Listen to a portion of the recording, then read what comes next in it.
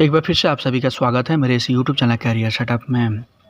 ITI के welder students के लिए 600 क्वेश्चन की मोस्ट इंपॉर्टेंट सीरीज का आज चौथा क्लास हम स्टार्ट करने जा रहे हैं। इसके पहले की ऑलरेडी 3 क्लासेज मेरे चैनल पर अपलोडेड हो चुकी हैं। अगर उनको अभी तक आपने नहीं देखा है तो उन सभी क्लासेज का लिंक आपको वीडियो के डिस्क्रिप्शन बॉक्स में मिल जाएगा, तो उनको ज़रूर देख लीजिएगा। और यहाँ मैं आगे बढ़ने से पहले आपको बता दूँ, ये सभी क्वेश्चन यानी जितने भी सेट अभी तक अपलोडेड हुए हैं उनके सभी क्वेश्चन ITI के वार्षिक एग्जाम जो होती है आपका तथा CTI का जो एंट्रेंस एग्जाम होता है, दोनों को ध्यान में रख करके बनाए गए। यानी दोनों के लिए बहुत ज़्यादा इंपॉर्टेंट क्वेश्चन है। और इन क्वेश्चन सेट का अगर आप PDF डाउनलोड करना चाहते हैं तो मेरी वेबसाइट careersetup.in पर जा करके इनका PDF भी डाउनलोड कर सकते हैं। चलिए हम आगे बढ़ते हैं और आज का जो क्लासेज है उसका पहला सेट स्टार्ट करते हैं। आज के क्लासेज का पहला क्वेश्चन स्टार्ट करते हैं और पहला क्वेश्चन आपके सामने है 61 नंबर। निम्न में से किस कारण से बट जोड़ में नीचे खुला हुआ स्थान छोड़ा जाता है? बट जोड़ आप सभी को पता होगा, नहीं पता होगा तो यहाँ मैं देखिए स्क्रीन पर लगा दे रहा हूँ, तो इसको आप देख लीजिए, इसको समझ में आ जाएगा कि बट जोड़ होता है। तो बट जोड़ में नीचे से खुला स्थान छोड़ा जाता है दोनों पार्ट के संरेखण में रखने के लिए, दो वेल्ड जोड़ की सुंदरता बनाने के लिए, पूर्ण पेनिट्रेशन प्राप्त करने के लिए, ऑक्सीकरण को रोकने के लिए। तो जब बट ज्वाइंट आप करते हैं, दोनों को आपस में चिपका करके प्लेटों को जब वेल्डिंग करने जाते हैं तो उसके बीच में जो खुला स्थान छोड़ा जाता है उसका रीजन जो होता है वो होता है पूर्ण पेनिट्रेशन प्राप्त करने के लिए, जिससे कि उसमें जो फिलर मटेरियल है वो पूरा अंदर तक जा सके, इसके लिए हम छोड़ते हैं। तो 61 का C नंबर सही होगा। अगला क्वेश्चन है 62 नंबर। निम्न में से किस तापमान पर सॉफ्ट सोल्डरिंग की जाती है? तो ऑप्शंस है 350 degree centigrade, 450 degree centigrade, 1000 degree centigrade या 700 से 900 डिग्री सेंटीग्रेड। तो 62 का यहाँ पर A नंबर हो जाएगा। 350 डिग्री सेंटीग्रेड पर सॉफ्ट सोल्डरिंग की जाती है। सोल्डरिंग आप सभी को पता होगा, सॉफ्ट सोल्डरिंग जो होती है कम टेम्परेचर में की जाती है। तो 62 का यहाँ पर A नंबर सही होगा। नेक्स्ट क्वेश्चन है 63 नंबर। निम्न में से किस ताप पर चूना पत्थर तथा कोक को गर्म करके कैल्शियम कार्बाइड बनाया जाता है? किस ताप पर चूना पत्थर तथा कोक को गर्म करके कैल्शियम कार्बाइड बनाया जाता है? 1200 पर, 1500 पर, 1900 या 2000? तो 63 का यहाँ पर हो जाएगा C number, D number. 2000 degree centigrade पर चूना पत्थर तथा कोक को गर्म करके कैल्शियम कार्बाइड बनाया जाता है। तो 63 का यहाँ पर D नंबर सही हो जाएगा। अगला क्वेश्चन देखते हैं 64 नंबर। कार्बोराइजिंग फ्लेम में ऑक्सीडाइजिंग फ्लेम, कार्बोराइजिंग फ्लेम और न्यूट्रल फ्लेम 3 तरह की फ्लेम होती हैं।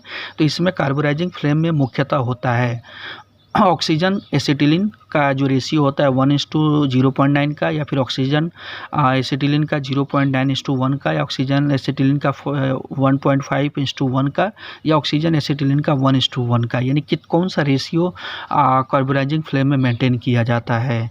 तो 64 का यहाँ पर सही हो जाएगा B नंबर। ऑक्सीजन तथा एसिटिलीन में 0.9 ऑक्सीजन होता है तथा 1 जो है कि CH2H2 होती है। तो ये वाला रेशियो मेंटेन किया जाता है। तो 64 का यहाँ पर जो है कि B नंबर सही हो जाएगा। अगला क्वेश्चन देखते हैं 65 नंबर। एसिटिलीन गैस का रासायनिक सूत्र क्या होता है? CH4, C2H2 या फिर CH2 या C2H4? तो 65 का यहाँ पर हो जाएगा B नंबर। C2H2 जो होता है एसिटिलीन गैस का रासायनिक सूत्र होता है।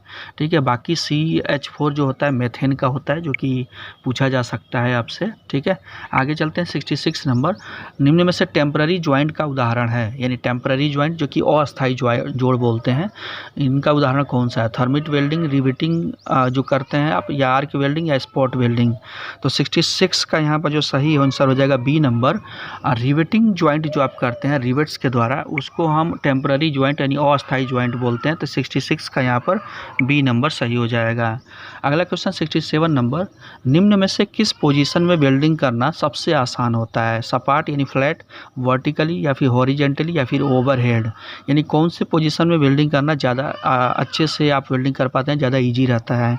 तो 67 का यहाँ पर A नंबर। सपाट पोजीशन में जो आप वेल्डिंग करते हैं वो सबसे ज़्यादा आसान होती है, यानी लेटा करके उसको। तो 67 का A नंबर यहाँ पर सही हो जाएगा, सपाट यानी फ्लैट। ठीक है। अगला क्वेश्चन देखते हैं 68 नंबर। बिजली के झटके से पीड़ित व्यक्ति को सबसे पहले क्या करना चाहिए? अल्कोहलिक पेयजल पिलाना चाहिए, कोल्ड ड्रिंक पिलानी चाहिए, चलने को कहना चाहिए, उसे गर्म रखने के लिए ढकना चाहिए। तो 68 नंबर का यहाँ हो जाएगा डी नंबर, उसे गर्म रखने के लिए ढकना चाहिए। तो 68 का यहाँ पर हो जाएगा डी नंबर सही, गर्म रखने के लिए ढकना चाहिए। अगला क्वेश्चन देखते हैं 69 नंबर। निम्न में से किस फायर एक्सटिंग्विशर का प्रयोग वेल्डिंग में किया जाता है? फोम टाइप एक्सटिंग्विशर का, या ड्राई टाइप एक्सटिंग्विशर, CO2 यानी कार्बन डाइऑक्साइड एक्सटिंग्विशर, या हैलोन टाइप का एक्सटिंग्विशर? तो 69 का यहाँ पर जो सही आंसर हो जाएगा सी नंबर का, CO2 टाइप का जो एक्सटिंग्विशर होता है उसका हम जब वेल्डिंग करते हैं तो वहाँ पर प्रयोग करते हैं, यानी वहाँ पर इस टाइप का एक्सटिंग्विशर रखा हुआ होना चाहिए। तो 69 का यहाँ पर सी नंबर सही हो जाएगा। अगला क्वेश्चन देखते हैं 70 नंबर। निम्न में से किस आर्क का प्रयोग इलेक्ट्रिक आर्क वेल्डिंग में किया जाता है? High voltage high current discharge, या low voltage low current discharge, low voltage high current discharge, या high voltage low current discharge? तो 70 का यहाँ पर हो जाएगा सी नंबर, लो वोल्टेज तथा हाई करंट डिस्चार्ज का प्रयोग किया जाता है इलेक्ट्रिक आर्क वेल्डिंग में। तो यहाँ पर जो सही आंसर हो जाएगा C number, low voltage high current discharge. अगला क्वेश्चन 71 नंबर। आर्क वेल्डिंग में प्रयोग किया जाने वाला कौन सा ट्रांसफार्मर होता है? स्टेप डाउन या स्टेप अप, या फिर 1 to 1, या सप्लाई वोल्टेज बढ़ाने के लिए सामर्थ्य जो होता है उसका प्रयोग किया जाता है? तो 71 का यहाँ पर सही हो जाएगा ए नंबर, आर्क वेल्डिंग में स्टेप डाउन टाइप का ट्रांसफार्मर प्रयोग किया जाता है जो कि हाई वोल्टेज को लो वोल्टेज में कन्वर्ट करता है। तो 71 का ए नंबर यहाँ पर सही होगा। नेक्स्ट क्वेश्चन है 72 नंबर। निम्न में से किस मशीन का प्रयोग DC वेल्डिंग सप्लाई के AC वेल्डिंग सप्लाई में परिवर्तित करने के लिए किया जाता है? यानी DC को AC में सप्लाई में कन्वर्ट करने के लिए किया जाता है। मोटर जनरेटर सेट, या इंजन जनरेटर सेट, या फिर इन्वर्टर, या फिर वेल्डिंग ट्रांसफार्मर? तो 72 का यहाँ पर सी नंबर है, इन्वर्टर का प्रयोग DC वेल्डिंग सप्लाई को AC में कन्वर्ट करने के लिए किया जाता है। तो 72 का यहाँ पर सी नंबर सही होगा। अगला क्वेश्चन है 73 नंबर। निम्न में से कहाँ से इलेक्ट्रोड का साइज व्यक्त किया जाता है? यानी इनमें से कौन सा है जिसके द्वारा इलेक्ट्रोड का जो साइज है वो बताया जाता है? उसकी कोर वायर के व्यास से, या इलेक्ट्रोड के व्यास ओवरऑल से यानी ओवरऑल व्यास से, या फिर फ्लक्स कोटिंग की थिकनेस यानी मोटाई से, या फिर इलेक्ट्रोड की लंबाई से? तो 73 का यहाँ पर ए नंबर हो जाएगा, जो इलेक्ट्रोड होता है उसकी कोर वायर जो होती है उसके व्यास से उसकी साइज को हम निर्धारित करते हैं। तो 73 का यहाँ पर ए नंबर सही होगा।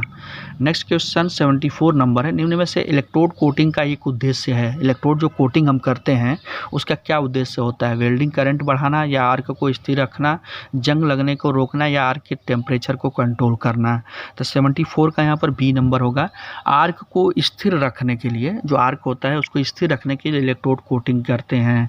तो 74 का यहाँ पर बी नंबर सही होगा। नेक्स्ट क्वेश्चन है 75 नंबर। निम्न में से किन दो लंबाइयों में इलेक्ट्रोड का उत्पादन किया जाता है? यानी इलेक्ट्रोड जो होता है इन्हीं दो लंबाई में उनका इलेक्ट्रोड को बनाया जाता है, वो कौन सी दोनों लंबाई हैं? तो 75 का यहाँ पर जो सही होगा बी नंबर होगा, 300 mm तथा 450 mm के दो अलग अलग साइज के इलेक्ट्रोड बनाए जाते हैं। तो 75 का यहाँ पर बी नंबर सही हो जाएगा, 300 तथा 450 mm। नेक्स्ट क्वेश्चन है 76 नंबर। एसिटिलीन तथा ऑक्सीजन होज, एसिटिलीन तथा ऑक्सीजन होजिज नहीं है, होज है, ऑक्सीजन होजेज का सही रंग क्या होता है? यानी एसिटिलीन सिलेंडर जो होता है उसका होज पाइप, तथा ऑक्सीजन सिलेंडर जो होता है उसका होज पाइप का सही रंग क्या होता है? ऑक्सीजन के लिए लाल और एसिटिलीन के लिए नीला, या ऑक्सीजन के लिए काला, एसिटिलीन के लिए लाल, ऑक्सीजन के लिए काला, एसिटिलीन के लिए मैरून, या ऑक्सीजन के लिए लाल और एसिटिलीन के लिए मैरून? तो 76 का यहाँ पर सी नंबर हो जाएगा। ऑक्सीजन के लिए जो होज पाइप होती है उसका जो ब्लैक कलर होता है ब्लैक होता है, और एसिटिलीन के लिए मैरून होती है। तो 76 का यहाँ पर सी नंबर सही हो जाएगा। ठीक है, 76 का सी आपको यहाँ पर मार्क कर दे रहा हूँ मैं। तो अगला क्वेश्चन चलिए देखते हैं 77 नंबर। एसिटिलीन सिलेंडर में निम्न में से किसमें एसिटिलीन डिजॉल्व की जाती है? यानी एसिटिलीन सिलेंडर में किसमें एसिटिलीन जो गैस होती है उसको डिजॉल्व किया जाता है, यानी घुलनशील करा जाता है? पानी में, कार्बन डाइऑक्साइड में, एसीटोन में, या फिर पारा में? तो 77 का यहाँ पर सही हो जाएगा सी नंबर, एसीटोन में एसिटिलीन को डिजॉल्व किया जाता है। एसीटोन जो होता है वो भी एक केमिकल होता है, तो उसमें एसिटिलीन को होती है डिजोल्व किया जाता है। तो 77 का यहाँ पर सी नंबर सही हो जाएगा। अगला question 78 number, cutting blow pipe के टिप में सेंटर होल का क्या करें, यानी कटिंग जो ब्लो पाइप आप यूज करते हैं उसके जो टिप में एक सेंटर होल होता है, उस सेंटर होल का क्या कार्य होता है। प्री हीटिंग के लिए ऑक्सीजन सप्लाई करना, प्री हीटिंग के लिए एसिटिलीन सप्लाई करना, कटिंग के लिए ऑक्सीजन सप्लाई करना, या कटिंग के लिए एसिटिलीन सप्लाई करना। तो 78 का यहाँ पर सही हो जाएगा सी नंबर। कटिंग के लिए ऑक्सीजन सप्लाई करने के लिए जो ब्लो पाइप के टिप में सेंटर होल होता है दिया जाता है। तो 78 का यहाँ पर कौन सा सही हो जाएगा, सी नंबर, कटिंग के लिए ऑक्सीजन की सप्लाई करना है। अगला क्वेश्चन है 79 नंबर, किस दो तत्वों की उपस्थिति के कारण कास्ट आयरन को गैस कटिंग द्वारा काटना मुश्किल होता है, यानी ऐसे कौन से दो चीज़ें हैं जो कास्ट आयरन में उपस्थित होती हैं और इनकी वजह से गैस कटिंग के द्वारा उनको काटना काफ़ी मुश्किल काम होता है। 79 का ऑप्शन है सल्फर और फॉस्फोरस, सिलिकॉन और ग्रेफाइट, ग्रेफाइट और फॉस्फोरस, या सिलिकॉन और सल्फर। तो 79 का यहाँ पर है बी नंबर, सिलिकॉन और ग्रेफाइट होने की वजह से कास्ट आयरन को गैस कटिंग द्वारा काटना काफ़ी मुश्किल काम होता है। तो यहाँ पर 79 का बी नंबर सही हो जाएगा। और आज के इस सेट का यानी 4th नंबर सेट का लास्ट क्वेश्चन 80 नंबर है। और यहाँ मैं आगे बढ़ने से पहले लास्ट क्वेश्चन हम यहाँ पर पढ़ रहे हैं उसके पहले मैं आपसे रिक्वेस्ट करूँगा कि अगर आप मेरे चैनल पर पहली बार विजिट कर रहे थे तो वीडियो को अभी ख़त्म होने के बाद चैनल को सब्सक्राइब तथा साथ में बेल आइकन पर क्लिक जरूर कर लीजिएगा, जिससे कि इन फ्यूचर आगे चल के जब भी मैं अगला सेट अपलोड करूँ उसका नोटिफिकेशन आपको तुरंत मिल जाए। चलिए लास्ट क्वेश्चन देखते हैं, निम्न में से किसका प्रयोग करके गहरे पानी के नीचे कटिंग करते हैं, यानी गहरे पानी के नीचे अगर कटिंग करना हो तो किस गैस का प्रयोग करके आप कटिंग कर सकते हैं, एसिटिलीन का, हाइड्रोजन का, एलपीजी का, या फिर मेथेन का।